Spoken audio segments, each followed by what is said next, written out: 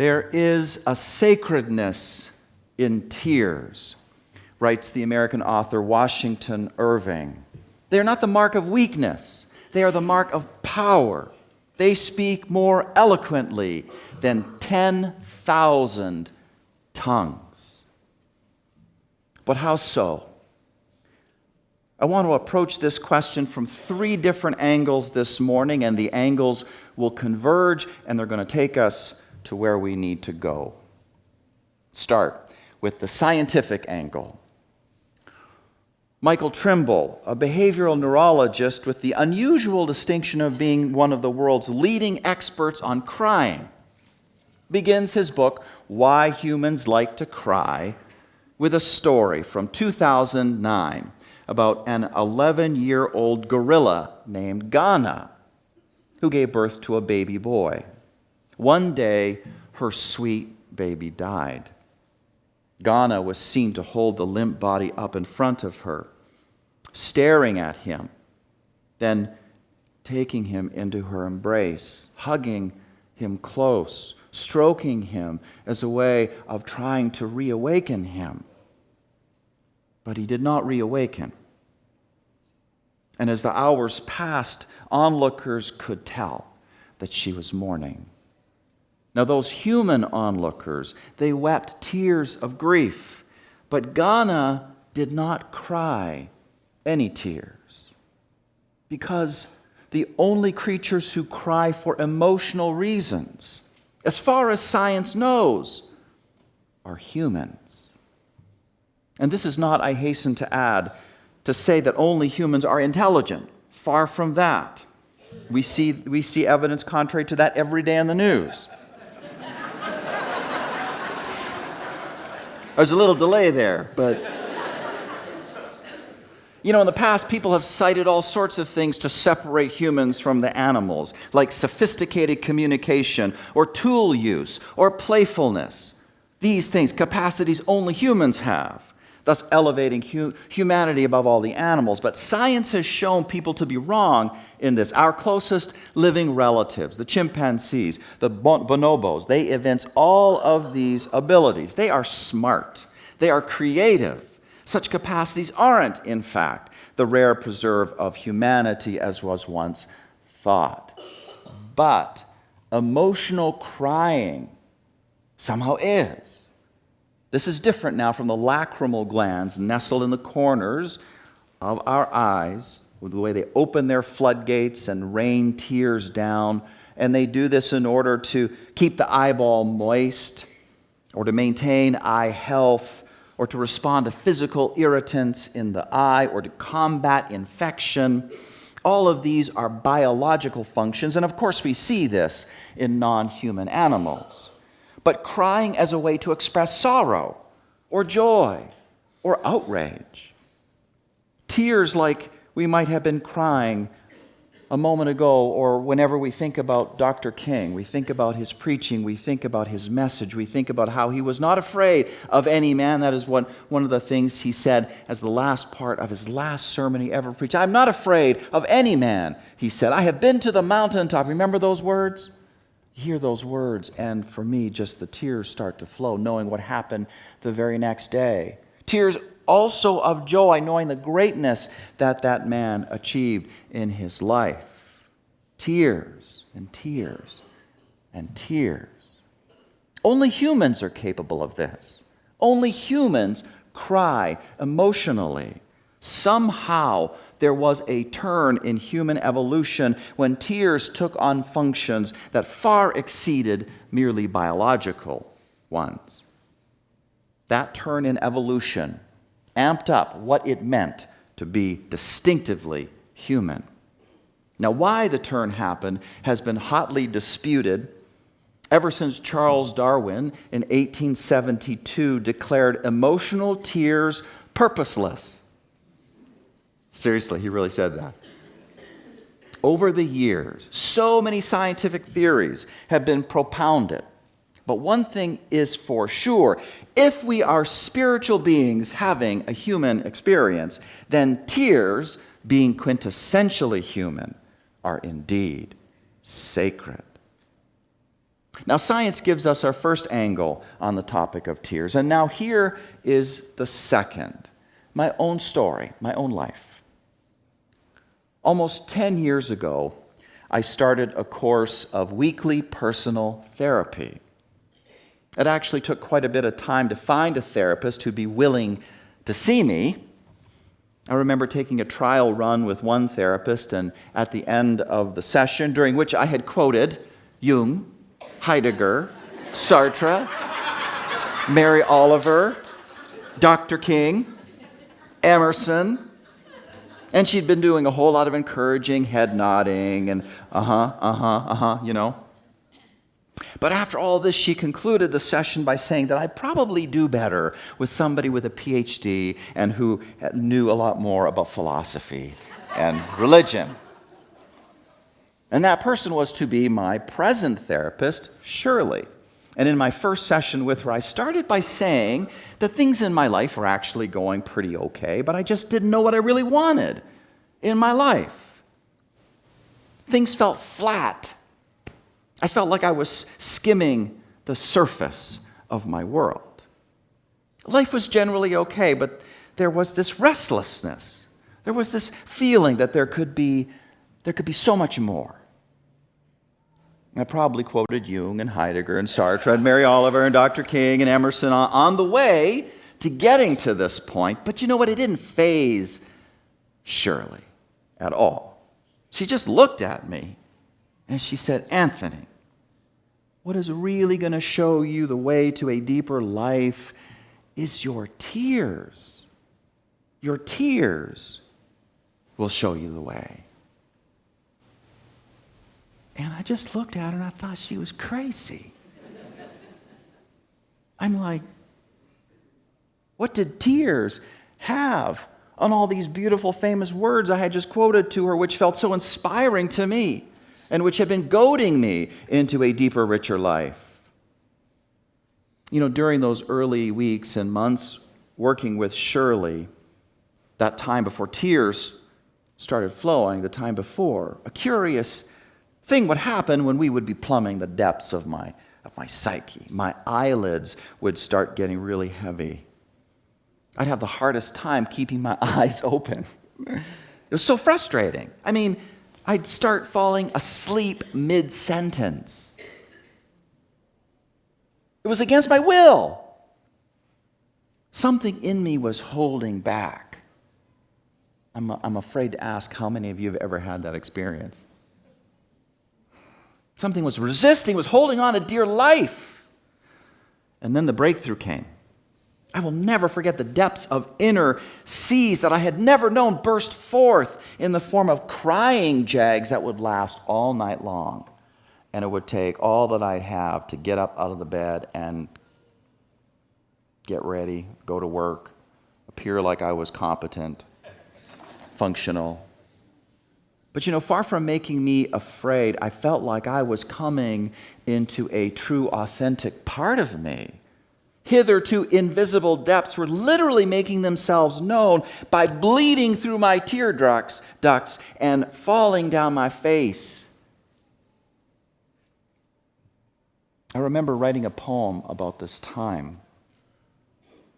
There are also my tears, each one a homecoming, each one a desire just beginning to be known. The sun rises in my room and I see my soul for what it is. Spectrum of light, multicolored arc, rainbow. I was referring to the blurring effect that happens when there is sunshine and tears are in your eyes.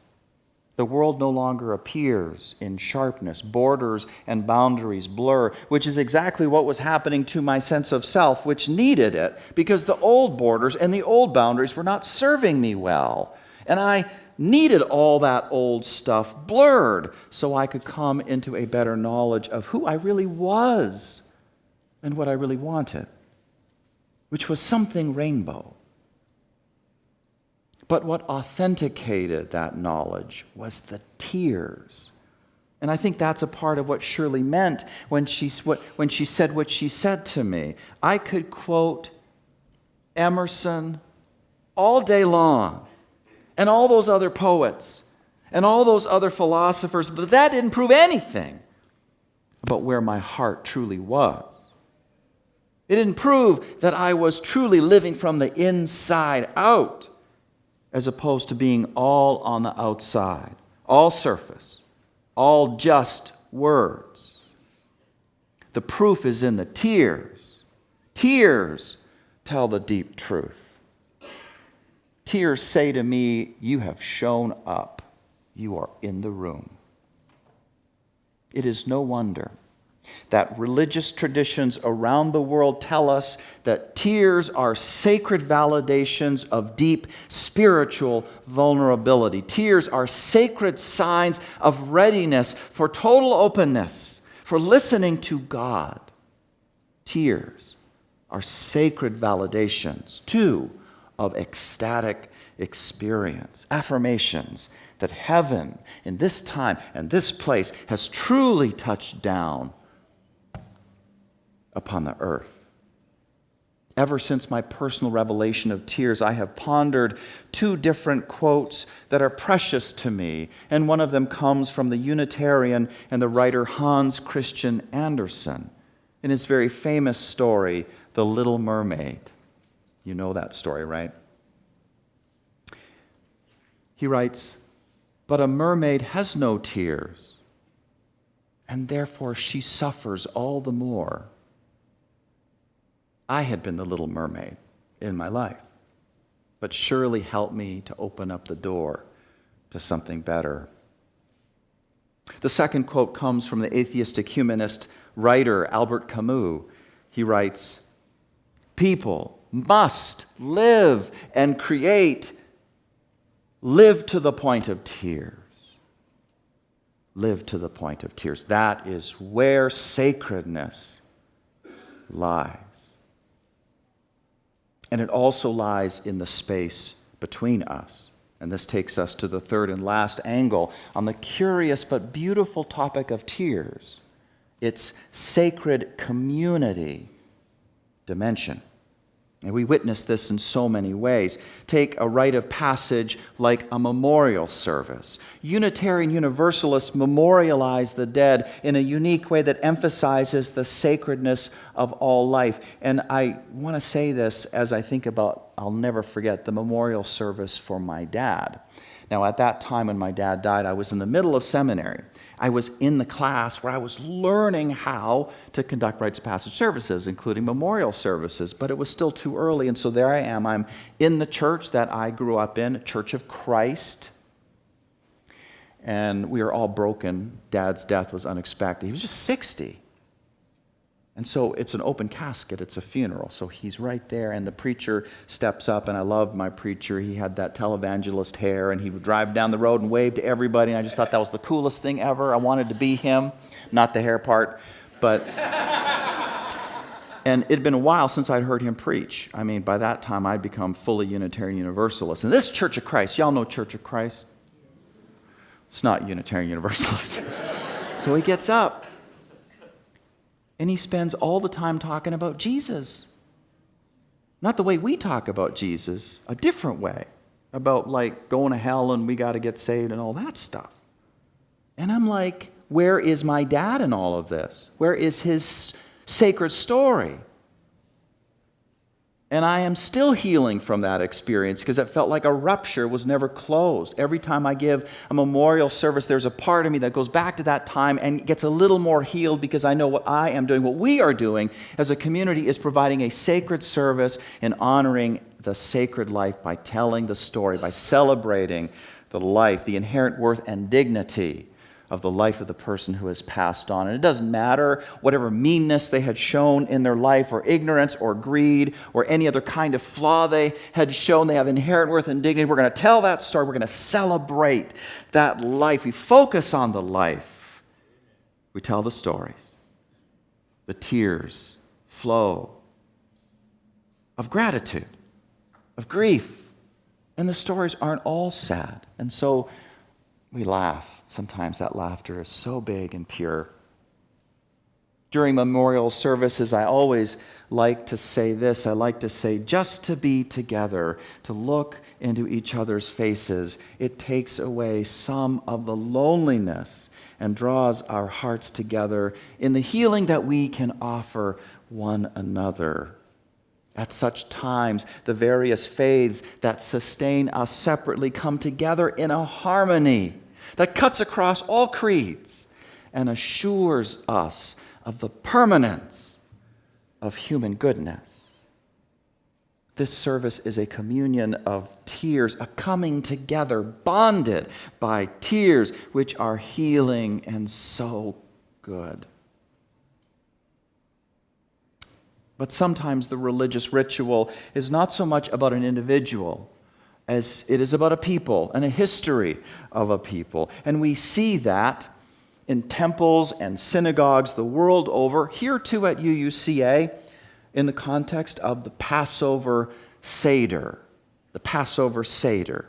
It's when we remember the enslavement of the Hebrews in Egypt and the meaning of their liberation, especially as it speaks to all who are oppressed today, and our role in helping to win their liberation here and now. And as part of this remembrance ritual, we literally bring salt water to our lips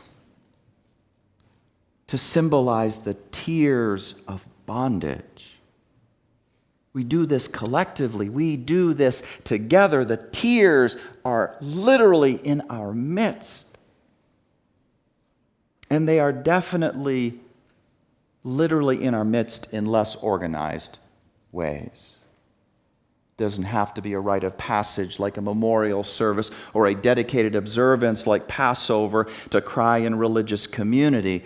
What Taryn wrote, what we heard a moment ago, is what I know very well. People come to church, so many people come to church to cry. Spiritual sweat, she calls it. The workout is needed. We cry at church, she says, because we are traumatized, because life breaks us down. Did you hear that? Does life break us down? Can I hear you? Because underneath our carefully crafted persona, there is a firestorm.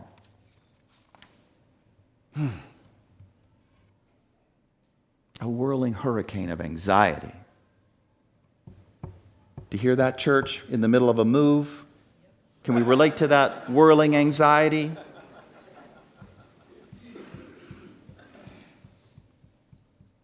Woundedness, unfulfilled need, fear, heartbreak, or unexpressed joy. There is so much we hold within, she says, that stays unexpressed. And then we hear the invitation, and you do get that invitation. That is the invitation of this place, to feel, to be connected, to plug in to your heart. And the anatomical response follows. Let those tears come. Let the communion of tears bind us ever closer together in all our beautiful vulnerability. Let the tears come. There is sacredness to them because they make us human, because they authenticate what's really happening in our hearts, because they help create a sense of communion one with another. We got to have the tears come because outside these walls there is a politics of vulgarity and racism that condemns entire countries as worthless, unworthy of being immigrants to America, Haiti, El Salvador, countries in Africa. Every day, every week, it is always something. But America has fallen so low. How could we not cry in despair? Do you see that on the news this week? How could we not cry in despair? Cry in anguish and shame that America could have fallen so far. But we got to cry tears of resolve as well. Do not forget the communion of those kinds of tears as well. How we aspire to come together as a community, to build beloved community, to fulfill the dream in our little corner of the universe. You know, there is a monument to Dr. King in Selma, Alabama right now, and the inscription says, "He had a dream." Do you know that? It says right there in the stone, he had a dream. And I don't know what they're trying to do with that, because he has a dream. It is nothing past tense about that dream. Nothing past tense about that dream. He has a dream. That dream lives now. We got to let that dream happen. We've got to help be a part of making that dream happen. We got to rejoice that a man like Dr. King lived and showed us what a true moral leader looks like. What a true moral leader looks like in this country. Dr. King, he followed his master, Jesus, who 2,000 years ago looked upon the sad state of Jerusalem, and the Bible says he wept. But Dr. King rejoiced because he believed. And so do we Unitarian Universalists, that Jesus saves by virtue of the example of his life. Jesus became divine through moral struggle. Christ, Dr. King once said, was to be only the prototype of one among many brothers and sisters. We are celebrating the second advent, he says, every time a man or a woman turns from ugliness to beauty and is able to forgive even his or her enemy. We got to cry tears of sadness and anger, tears of fierce love and resolve. It is time to celebrate the second advent. Can I hear you? Yes. The second advent. Turn from ugliness to beauty in your life. That is an invitation for you personally. Turn from ugliness to beauty in your life. Forgive even your enemies. I commit to doing this. I'm going to try. It's hard. It's really hard. And I'm angry. I don't like what's happening in our larger world, but there is a way that Dr. King has shown us, as did his master, Jesus. Do justice now, love mercy now, walk humbly now. We cannot possibly be obligated to complete the work, but we can start. We can try. People must live and create. Live to the point of tears, people. Amen.